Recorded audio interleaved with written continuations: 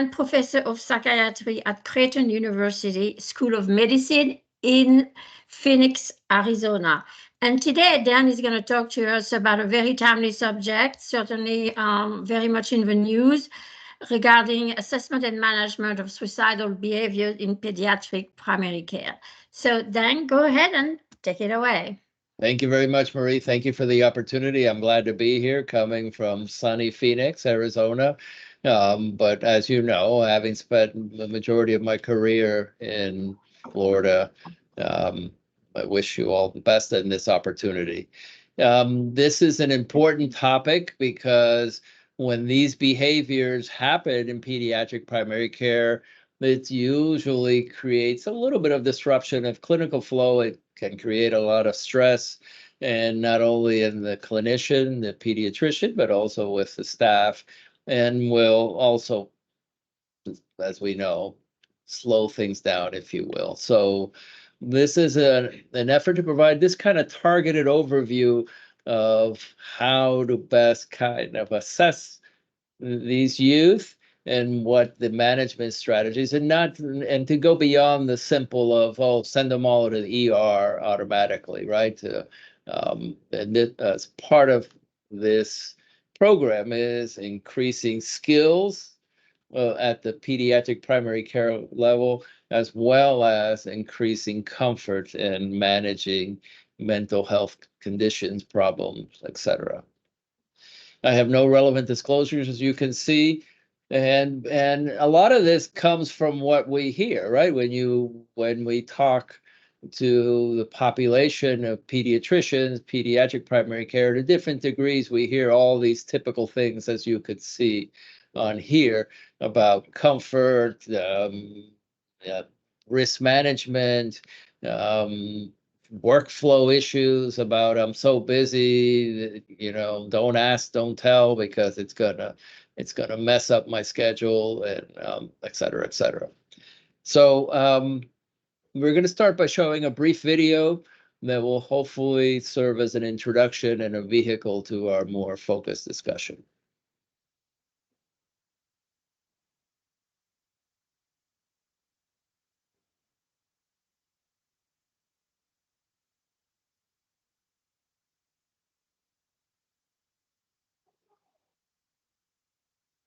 Not just feeling down, really depressed. It might be that your kid is thinking about killing himself.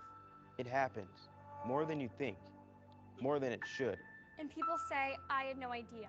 I thought it was just a phase he was going through. I never thought she'd do it. I wish he'd come to me. I wish he'd said something. I wish I'd said something. When it's too late. So if you think your kid's acting different, if she seems like a different person, say something. Say, what's wrong? How can I help? And ask straight out. Are you thinking about killing yourself? It doesn't hurt to ask. In fact, it helps. When people are thinking about killing themselves, they want somebody to ask. They want somebody to care. Maybe you're afraid you'll make it worse if you ask. Like, you'll put the idea in their head. Believe me, it doesn't work that way. It doesn't hurt to ask. In fact, the best way to keep a teenager from killing herself is to ask, are you thinking about killing yourself? And what if they say yes? Or maybe. Or sometimes. Well, here's what you don't say. That's crazy. Don't be such a drama queen. You're making too much of this. That boy's not worth killing yourself over. It's not going to solve anything. You're just trying to get attention. You're not going to kill yourself. What you do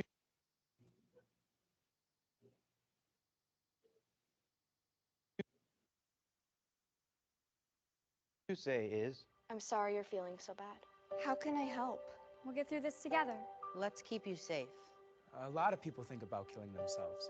Adults and kids. most of them never try it, but some of them do. So if your kid says, I'd be better off dead. I can't live with this. I'm gonna kill myself, Take her seriously. Find someone she can talk to about it. Someone who knows how to help. Sometimes kids want to kill themselves because something happened. A breakup, a failure. But sometimes it goes deeper, and it's not going to go away by itself. Get some help. Talk to your doctor. Or a counselor at school. Or your minister. but don't just let it drop. And make sure that your kid always has someone to turn to. Someone he trusts. Make a list together right then. 3, 4, 5 names. Put a suicide hotline number on there. So we'll stop there. But again, this is a Mayo Clinic sponsored or produced video that's more of a PSA for parents, but it's a valuable video because it addresses a lot of the same topics regarding this important subject. I'm trying to, all righty, let me escape this real quick. There we go, and then move on. Oops, no, oh, let's go back. So in an effort to provide a little bit of context before we get into some of the more practical things, right? Because we wanted to make this have a lot of clinical applicability, is that we provided a little bit of context and background factors that will serve as the basis for some of your clinical judgment and decisions.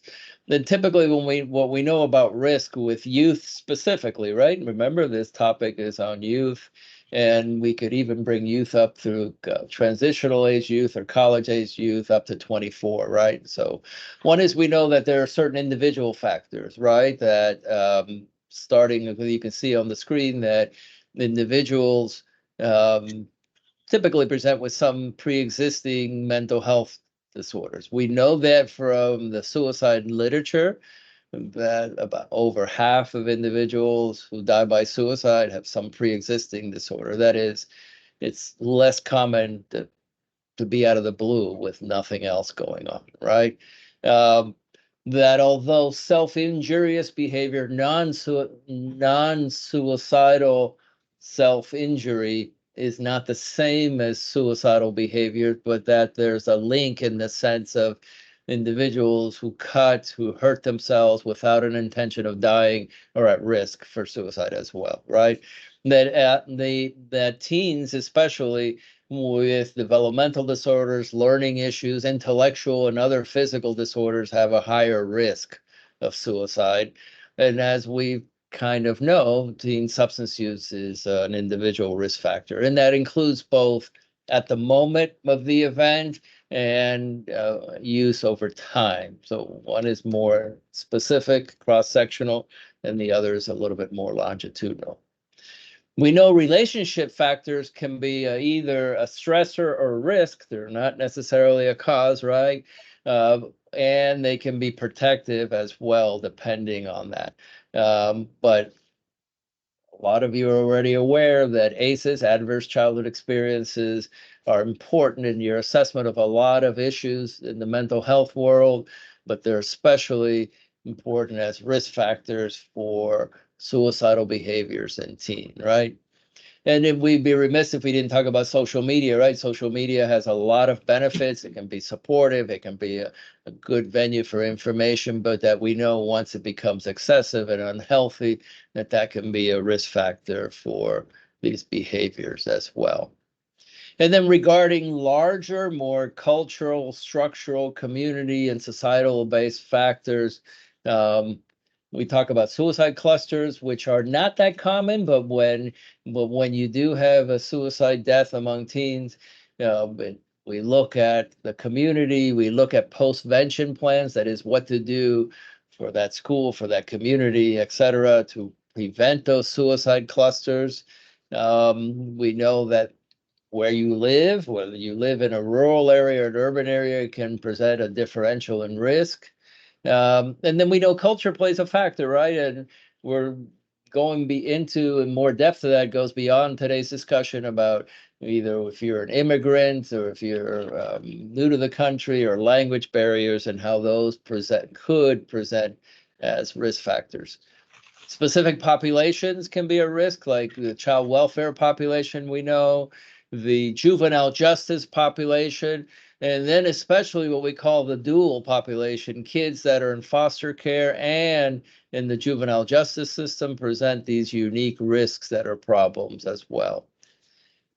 And although the literature, the information is not clear about suicide deaths, it is clear about kids with suicidal thoughts and attempts that, as you can see, gay, lesbian, bisexual, and gender nonconforming youth are at higher risks. So these are more, and you could say either that's an individual risk factor or more how that interfaces with societal and community factors. It's an issue. So So that just forms as a little bit of a basis and overview of these factors to take into account and the levels that they encompass. As with everything in either in this program and other programs, we talk about the focus assessment. You should always try to have validated tools, but clearly the tools do not replace having a talk, a conversation, the interaction, and or the relationship with the teen. Then that your judgment's important, including your gut feeling. And there's an emerging literature on that, and we'll get back to that in a second. But that it should not be based just on that. I don't feel good. I don't like this. I don't feel comfortable with this. But that should be factored in as well. There's a lot of elegant work, right? And it would be ideal to do this, right? But and clearly, as we go around the country, we hear about how difficult some of these challenges are in implementing these screening pathways into real clinical practice, which some of it you're doing already, right? Every child that comes into our clinic gets a PSC 17 to screen for issues, and then if they meet the threshold for internalizing issues like depression and anxiety, then you do a more focused screening like a PHQ-9 for the teens. And then, oh my gosh, if they score question 9 or if they meet the threshold on that, we need to do a more focused assessment or screening for suicide risk. In this case, it would be the ASQ. And then if that comes up positive, then you do a more brief but focused assessment of safety, right? Because you would say, hey, you have some flags, indicators of suicide risk. Now let's look at safety assessment and then a determination for full suicide assessment. So that's all very elegant, and that would be ideal to do that. And if at some point your practices can implement these protocols, that would be great. But in reality, it's a little bit of modification of these. And this is another even more brief kind of version of what we just said about your steps, right? Well, we don't do universal screenings. We do only if they come in and we think they may be depressed, we'll have them fill out a PHQ-9 and start there with the second diamond. The American Academy of Pediatrics has this other assessment. I'm not going to go over it today, but just be aware that there's other screening examples, and this one's the S-shades, right? So it's there for your reference as well, but we were not going to cover that as a process today either. Most practitioners and most groups are familiar with the PHQ-9, right? The teenager, this is norm for teens, right, comes in.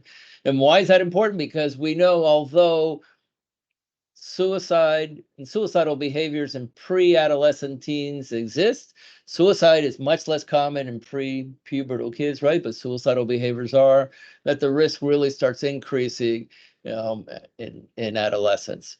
And so you do your screen, you have them complete it, you do your screening, it's a quick scoring. The thresholds are pretty clear by convention and best practices are anything over 10. Some places use over 15, right, to make it more moderately severe to take steps, but anything over 10 really warrants further screening, right, and assessment, if you will. And so, yes, if the teen completes that, then you go, oh my gosh, they scored a 16. And then it's like, okay, now I have to assess further what's going on. Well, that's the purpose of the more targeted screening instrument, right? To kind of say, let me see, we're focusing on depression, right? But it's not all about depression. Let's see what's going on with this teenager, how depressed they really are, how situational it is, how long this has been going on, and we'll get into some scripts and questions in a second, right? And as part of that is assessment of risk. Some general kind of, sometimes I call them foundational principles, but some general principles during an encounter when you're looking at assessing a youth for suicide. And many of you may be doing this naturally, but it's really important to stay calm rather than the oh my God reaction. Like this teenager is said that they're thinking about killing themselves. So one is clearly messaging and conveying about remaining calm, demonstrating that you're confident in having this discussion rather than, well, I don't really do this. Well, I'm not really sure what to do, but I need to ask. Well, they say I need to do this, right? And these are part of a script that you should not be saying, that you need to come across as confident. Hence presentations like this to help with the comfort in doing it, and hopefully a little bit of the tools on how to do it. That you should be consistent in how you manage things rather than, oh my gosh, this is a one-off and we're going to do all these things differently, right? That you want to stick to as many of your evidence-based protocols and your usual practices as much as possible, whether it's whether it's something related to HIV or STIs or anything else, but you do want to remain consistent in what you do. And you want to come across as either compassionate or empathetic, as opposed to more punitive, as opposed to more judgmental, like how could you kind of thing. So these are the 4 C's, the kind of foundational approach and the process, right? This is part of process. When you're doing that, it's important to validate. Yes, I know. Yes, this happened. Yes, you have these stressors. Yes, you're feeling this way. I understand that, and you validate rather than trivialize the individual's experiences. Remember, this is the teenagers' lived experiences, right? So you want to show you're validating that. And at some point in the messaging, at some point in the interaction, is this communication that suicide is never the answer, that no matter how bad things seem, taking one's life should not be the answer, that there should be other options.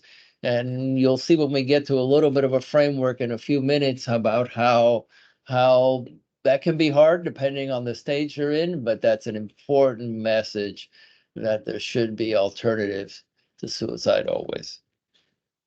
And then lastly, be yourself, right? If you have a relationship with that teenager and you've known them and your style is a certain way, you want to incorporate your same style, and you modify some of the content and some of the language, but that your repertoire may change some, but that the way you are in these interactions is an important message, that you are doing what you do in these interactions. So these are just some important guidance in the process of the interaction, right? And in general, this is again another general overview of general principles before we get into something a framework a little bit more specific. Is that yes, in that brief interaction, right? You want to identify strengths, right? You just don't want to get right into all these negatives, right? Which includes looking for past successes, which is part of getting an idea of what kind of coping strategies or what kind of things have helped in the past as well, rather than just focusing on negative, right?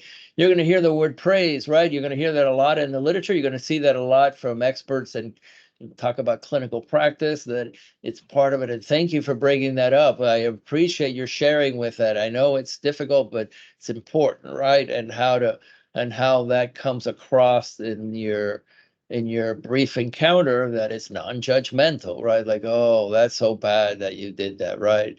Yes, you got drunk and then you're thinking you're feeling this and that, and you got in trouble and you want to kill yourself, but not to have it come across as judgmental, right?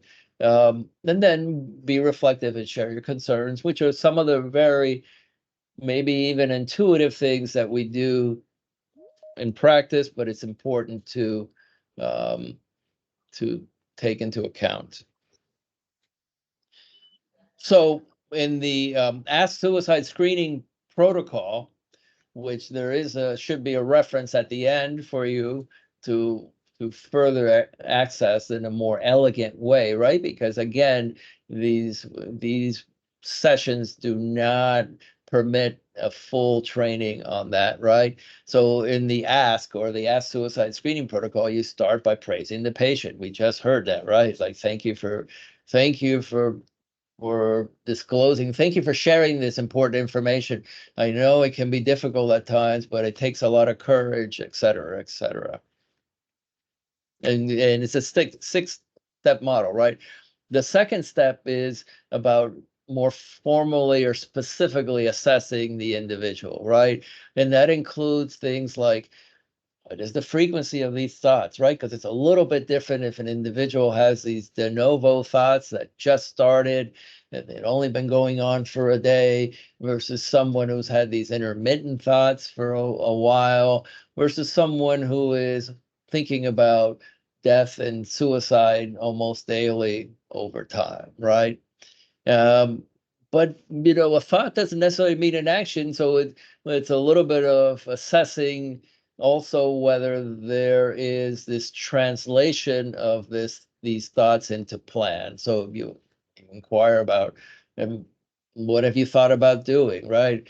It's again, you want to be culturally and patient and developmentally and family appropriate in your questions, right? So you can say, well, do you have a suicide plan, or what do you think and what have you thought about doing, and getting into the details as an opening question with that as well. When we talk about past behavior, because as you heard earlier, the risk factors include things like previous suicide attempts and then a history of non-suicidal self-injury or self-injurious behaviors are important kind of risks for suicide and suicidal behaviors as well.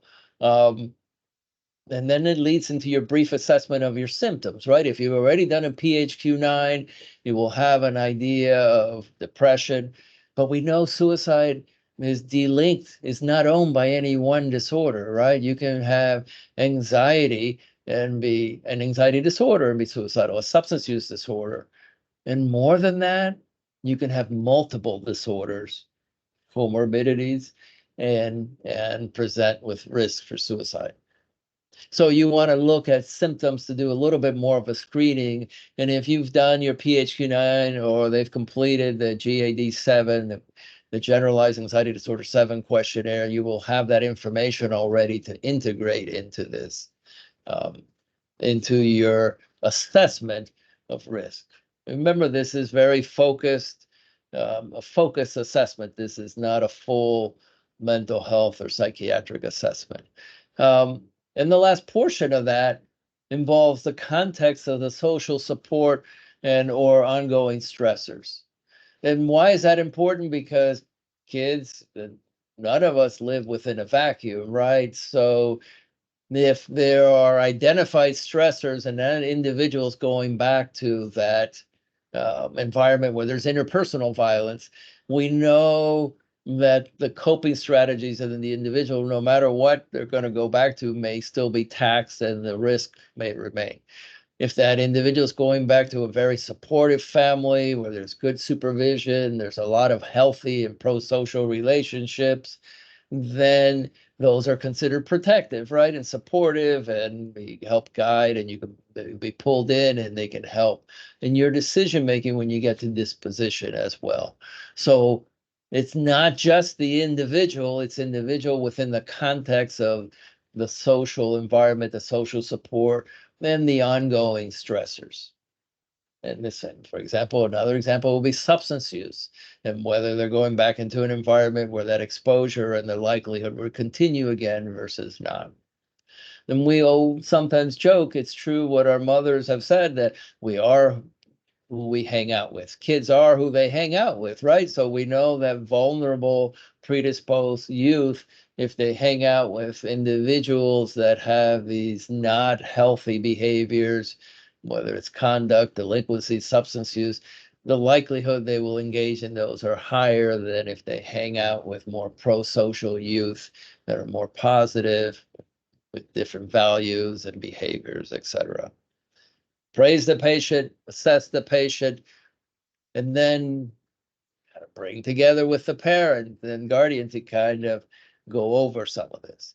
Remember, we've discussed this in many meetings with pediatricians over the years. It's like, oh my gosh, how are we going to do all this, right? I have the rest of my clinic. How can I do this in 15 minutes? How long is this going to take? We heard that at the beginning, right, of some of the concerns, right? But then we really do need to bring them together to see how this aligns with what each they view, because parents may not be aware, or the parents may not accept, or the parents may minimize these things. Oh yeah, that's because they got this bad grade. Oh yeah, that's because they're angry at the boyfriend, girlfriend, and therefore they're doing that. A little bit of reductionism, right? Taking these complicated processes and reducing it to this one thing, right? So you do need to bring them together. Praise the patient, assess the patient, interview them together. And then after all that is you go like, oh my gosh, do I make a safety plan? Well, you kind of do, unless the police is going to escort them directly from your office in that moment. There should be a safety plan with not only the patient, but obviously the parent and or guardian, right? And we'll talk a little bit of that in a few minutes of what that could entail, which is more than just saying, do you promise you're not going to try to kill yourself, but kind of thing, right? But clearly all this is leading to your disposition, right? A lot of it's A&D, assessment and disposition, rather than doing any major interventions, right? You're not there to necessarily treat in those settings. If you have the time and the relationship, yes, you can engage in that, but typically it's more the assessment and the disposition of what to do. And so in your assessment, if you think there may be some risk, or there was risk, then yes, obviously that generates a non-urgent mental health referral, right? Sure. Let's try to get you an appointment. Let's try to make it as soon as possible. It's not crucial. It doesn't need to be today or tomorrow, but let's get that referral. If there's an assessment of some risk, and that but that the individual doesn't either meet the involuntary criteria to go to the hospital, or even think that maybe they need to go to the hospital. For example, if they have some thoughts and they have a really supportive family and supports, and the stressors have been eliminated, whatever it is, the individual or other stressors were eliminated or managed, then you can consider an urgent referral and saying, hey, let's try to get this person in. They're already seeing a therapist or a psychiatrist. Let's get them back in to do that, or even a telehealth consultation if you're part of the program, Department of Health program, the USF program. You can get something like that accomplished to help do the full mental health psychiatric assessment, right? And then lastly, if you think it's an imminent danger and emergency, then you send them right away. So that we know, right? That's an easy one, right? The non-urgent one's easy. The emergent one, emergency referral is easy. It's that middle category of individuals where a lot of the what ifs come up for the individual providers, right? And then if not, you link them to resources anyway, right? But that's important. So again, let you know if that just what you see on the screen there, right? Why? Because some individuals will ask in a very dichotomous or binary fashion, or are you happy or sad? And I always joke with the teens, like, Your Honor, is that my only two choices? Why? Because you can be unhappy and be mad. You can be unhappy, be sad. You can be unhappy and be anxious. You can be what we call mad sad, as you'll see in a second, right? It can be both angry and irritable and sad. So when you're doing back to your assessment of your patient, right? So that's the framework under ASK, right? Those 6 steps, right? Let's focus on the assessment. So one of the things that's been used over the years, both in clinical practice and in research as well, is the feeling thermometer, or the subjective units of distress scale, the STUDS. And it's a crude barometer or thermometer way of measuring emotions, right? And why did I have that previous slide? Because it's like, if 100's the best you felt and 0's the worst. It isn't. If 100's the happiest and 0's the most sad you felt, because then you'll miss individuals if you make it happy, sad versus happy and unhappy. And then that unhappiness gets clarified, whatever all that means, right? And you start with today. Why? Because teens can be very reactive. And then we talk about the last 2 weeks, and a little bit of that is because 2 weeks is like the threshold for major depressive disorder changes, right?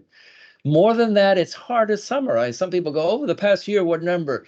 And it's hard to reduce emotions to one number over a year because they can vary so much unless you're that one individual where you have this steady emotional state. God bless you, but you're that one individual who is. Most of us aren't. It varies over time. And then once you do that, then you get into a little bit more description, right? About, hey, tell me what is a 40, right? What's your baseline? Your baseline, yes, I'm at 85, 90 most of the days. Remember, if anyone says they're at 100 every single day, I would consider that they're not being honest and truthful. But you want to get now, after that, you want to get a little bit of descriptive of what a 40, a 30 is. And keeping in mind just what it says there, that it could be a mixture. Yes, I've been mad, sad. Mad, sad sometimes is a description for irritable, sad, right? Which is frequently more common with teens, right? Instead of being just only melancholic, it's I'm unhappy, irritable. Sometimes people call it dysphoric. So this is one tool you can use to do a quick assessment of emotions, and then you'll see in a second how we put that in context. And this is a little bit of what we just said. And so as part of that, if the adolescent has completed a PHQ-9, you do want to review that, especially because they could meet the threshold of 10 or above or 15 or above and not endorse question 9 about suicidal thoughts, about being dead, etc. But you still want to assess that further. Question 9, if they have rated anything more than a 0, right? And then, as you heard in that promotional video at the front by Mayo Clinic, is that then you want to then more specifically ask. It is okay to ask. It's a myth to say, hey, if I ask directly, I'm going to put the thoughts into their mind. It's the assessment of that thoughts, and it's the assessment of suicidal ideation. So caveat, reminder, self-harm is one thing. Do you think about harming yourself? No, but I think about killing myself. So what defines it as suicidal ideation? It's the intention to die or death to be a consequence of an action. So it's important to how you ask it and how, as you heard, the frequency or how recent or how proximal. Now that's really important, right? Because by the time someone sees you, in the paradigm you'll see in a second, that could have been yesterday, a week ago, and they're not either feeling or thinking that today. And that happens not infrequently. If you have parents that are reluctant to address this, don't want to address this, one possible script that's out there, especially in the ask protocols, is that, your child's safety is my priority. It's my number one priority. I'm going to go now and inquire about this. So it's important to be upfront with the parents and get their engagement and buy-in this. Many years ago, we've gone all over the place on this, but many years ago, there was this movement away from the gut feeling, the impression, right? Like, well, I feel that this is more serious, right? Because it isn't just based on endorsement or denial. Do you want to kill yourself? No. Oh, okay. It's over, right? Do you want to kill yourself? Yes. Oh, okay. It must be true, right? It's your impression of this that gets factored in the moment.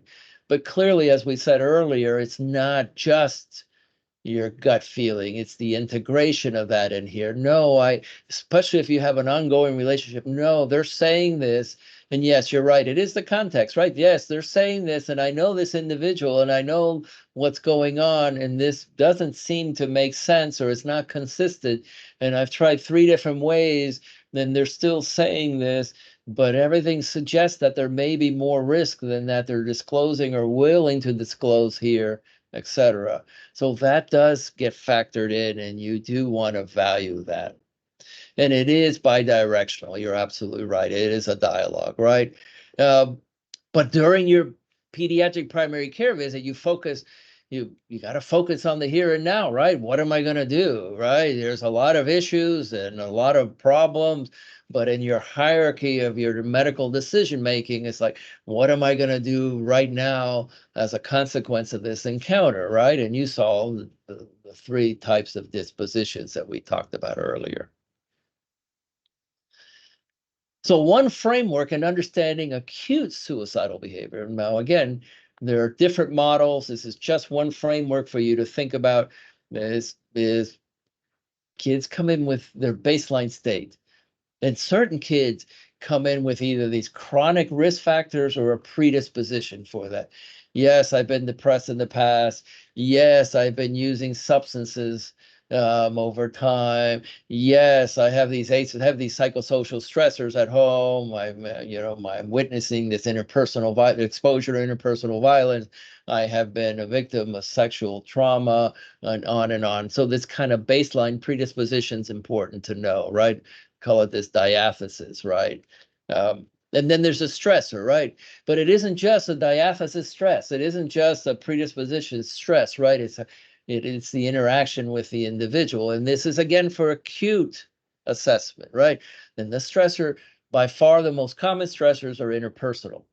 I had something with either my best friend or my boyfriend, my girlfriend, my partner, or it could be more vertical with my teacher, my coach. How could they do that? The judge said this. I had an argument in court, but there's a stressor that's typically psychosocial, but it could be other stressors as well. I failed. I'm not going to get into that college, etc. And then that triggers this intense emotion, this kind of time-limited intense emotion that has this ramp up. And that's important, right? Because baseline may be, chronically depressed, irritable, anxious, but in these acute states, it's this intense emotion, and that could be anything. As we've said, it could be rage, anger, it could be anxiety, it could be guilt, it could be sadness, depression, could be a mixture of everything. What happens to thinking when there's an intense emotion in general? Well, the thinking changes. We call it cognitive distortions. A lot of people say we don't think, but what it really is that your thinking changes to where when you're calm, you may think one way. When you're really upset, you think, say, and do things that you typically would not do. And yes, that's when the highest risk for teens, when you look at this kind of model, is for these suicidal behaviors. Why? Because you'll see if they're coming in 5 days after an incident, they're going to look calm and put together and go, yeah, I know that was 5 days ago, but right now not. And so we don't minimize that, trivialize that, but we know the risk, the more imminent risk may be less, unless there's going to be that stressor when they walk out the door and go back home, that the risk, it may be more of an urgent follow-up, whether you can get them connected, or if they're already connected, to be seen sooner, because that wave of emotion, and therefore all those thinking about suicide being an option, has kind of settled down. We don't talk about going away or being present or not. We just talk about it settling down, right? And in that moment, when it's like, I can't believe it, you're not letting me go out, I can't believe it, I'm so angry. It's what are the most common distortions? We call them attributions at that time. oh my God, if I can't go to the prom, I'm only using prom as an example because it is prom time at this time of year. My life would be so bad that suicide becomes an acceptable option in that moment. Remember, these are momentary distortions with being so enraged, upset, nervous, angry, etc. It's an escape from an unbearable situation. My life, the oh my gods, right? Oh, my life is so bad that I'd rather be dead in the moment. The second is revenge or retaliation. Oh, yes, you did this to me. You'll see when you get home, you're going to find me dead in the bed. You're going to see I'm going to get back at you because you did this to me. You left me. You dumped me. You did this to me. I'm going to get back. Revenge, retaliation is the way of thinking. These first two, the first one especially is viewed a lot with anger and rage. Revenge, retaliation can be with anger and rage, but also with other feelings as well. Another one's atonement, and that's usually with a lot of severe guilt, much less common, right? By far, escape is the most common, revenge and retaliation next, and then atonement is when, like, oh my gosh, I feel so bad. The only option I have is to kill myself. I didn't get a chance to go see my grandma. Oh, I didn't do this. I feel so bad. I need to make up for it and atone for it. So I am going to kill myself. And the last one is reunification, which is not as common. You may see that a little bit with the rare pre-adolescent kids with a different concept of death. But you know what? I'd rather be in heaven with blank, with my grandmother. Oh yes, my best friend did it. We're going to reunite in heaven together after we die and we kill each other. We kill ourselves, right? And so that means the suicide risk is, like we just talked about, is reaches a peak and then it starts going down. Remember, it doesn't necessarily go back to zero, right? But that the risk is a peak, right, in these acute situations, and that's what you're assessing. And so if the teen comes in with very charged, very emotionally, very upset, the risk is a lot higher than if it happened a week ago. Then the risk is more chronic, or maybe, but it's not as acute. And these are things you factor in your decision. The ASQ we were referring to earlier is a screening tool that's really easy to do, but and we always recommend implementing it into your protocols, but if you can or not, these are the questions, right, that they ask about in the screening. It's online, as you'll see, the toolkit and the resources will be attached at the end, right? But it gives a framework to do a screening to see what you're going to do next as far as safety plan, right? So you praised, you did your focus assessment, including the assessment of risk, and then you make your safety plan. And there's all kinds of examples of safety contract. If you have your protocol and your folders with it, you could bring this out, but this takes time, and it goes through all the steps. And again, typically it goes beyond the scope of a lot of what happens in pediatric primary care, but these are really good examples, right? Because they address each of those steps of what we talked about, oh my gosh, it's your coping strategies. It's not just your stressors. It's like, what are you going to do next time when you start feeling like this? How do you take your mind to somewhere else? And then if you've got people you trust, right, who can you call and what's the number and how do you blank, right? During the crisis, right? And then on a professional level, who do you blank, right? And then how do you do safety planning as far as means, right? If there's firearms, if there's other means, etc., right? Because firearms still make up a little over half of the deaths here in the US, and the next being asphyxiation, which is hanging. The safety planning roadmap, you can see it's there, right? And on the light blue bars on the left are the possible questions and scripts you could ask, and on the light blue on the right hand side is the domains, the things that you're assessing, right? So if you think there's any warning signs, right, like you want to ask yourself, like, how will I know? How will you know when the safety plan will be used, right? And that means how this will look at how the patient, the teen, would be identifying their emotions and things like that. Again, this is a little more elegant. if you can, or have some co-located services with others, they can do it with you. But this is for your information. And if you can incorporate it in your practices, it would be the most ideal, with recognizing all the potential issues of doing that from a realistic, everyday perspective, right? And then it goes through all the different steps, like you saw on that contract, right, form as well, right, of that kind of, we know, help get through these acute crises, right? Because yes, it's like the next time there's a stressor, what new coping strategies are you going to do? Who are you going to call? What are you going to do? Meditate? Or what are you going to listen to music? Or how are you going to blank, blank, blank, blank, blank manage it? And then clearly, when you're determining your disposition, right, it's what we know, right? You go like, oh my gosh, what are we doing, right? And the hope is that it is not just everybody. I've been to meetings with pediatricians where several say, nope, the second I hear that, we automatically send off. But all of you, as participants in the program, know that the goal is to see if there are more things within the scope of my practice and the scope of my skill set that I could be assessing better, to be more comfortable in assessing, and then 3, deciding in a more nuanced way what can be managed here versus automatically sending to the ED.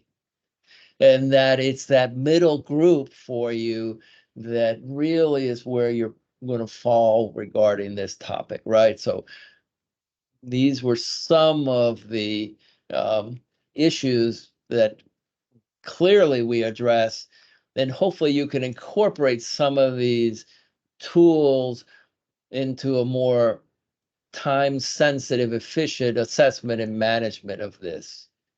Now, clearly, it involves the proverbial village, right? The family, all your staff as well, to help coordinate things. But it really is important to hopefully move away from this kind of binary. It's either you go off for regular outpatient, or we're calling the police and we're sending you automatically to the emergency department. Hence the importance of understanding, right, that suicidal behaviors have a certain flow, and that there's certain characteristics. And we provided a couple of paradigms to help you better assess the context and the risk at the moment, right? Like, how big is this wave or not, right? And what do I do with that?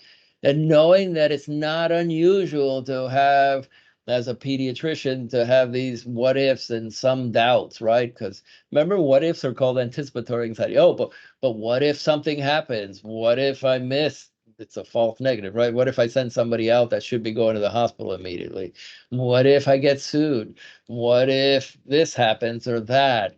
And hence the importance of getting a little bit more information and practicing this, and then using your consultations to help refine it and get further support on this. It really is important, because it's an aspect that, as we've seen more and more over time, it's not going away.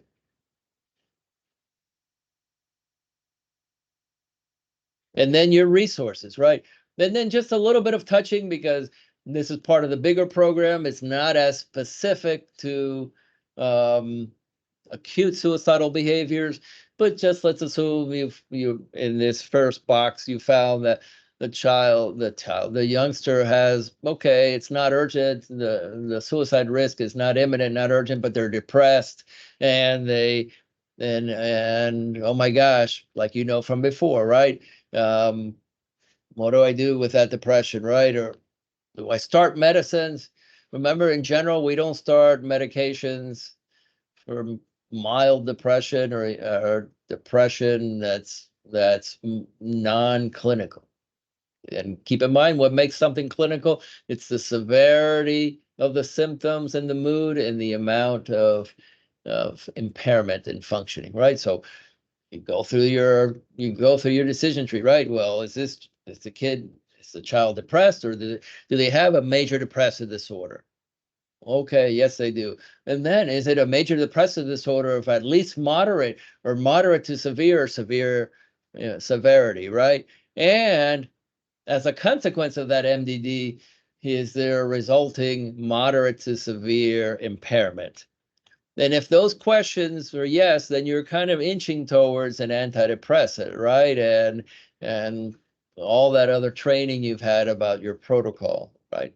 And then you keep asking, right? Okay, do we initiate step therapy? Well, if it's more moderate, maybe, and versus combination therapy, yes, we're going to initiate treatment medications if it's severe, and we're going to generate a referral to a therapist or continue the therapy if not, right?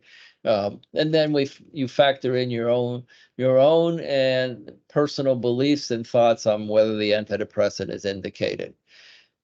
This is what's on your USF website as your resources. This is kind of this reduced synopsis of the entire very elegant protocol, but so you're referred back to the USF website for a more detailed and more elegant version of this.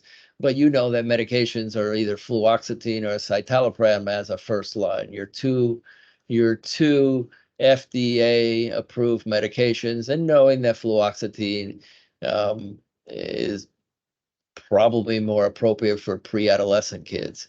And I usually recommend fluoxetine as a first line because the database is the data is much more robust than escitalopram, but on the guidelines, both are on the same level because they're FDA approved for this as well.